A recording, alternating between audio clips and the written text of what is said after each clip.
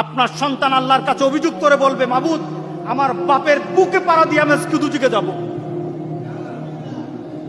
আমার বাপকে আজকে আনো, আমার মাকে আনো।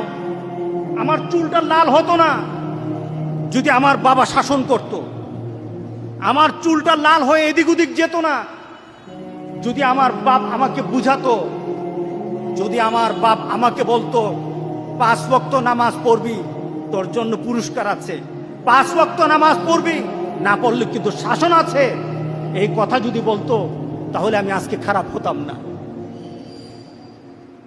অনেক দিন আগের এক ঘটনা, একটা ছেলে অ্যাক্সিডেন্ট করলো, একটা ইউনিভার্সিটির টিচার, পাশে তার আরেক বন্ধু, ওই ছেলেটা ছিল নামাজি, আর যে ছেলেটা অ্যাক্সিডেন্ট করেছে গাড়ি ড্রাইভ করা অবস্থায় ওই ছেলেটা বড় লোকের ছেলে ছিল, পয়সাওয়ালা ধনীর ছেলে।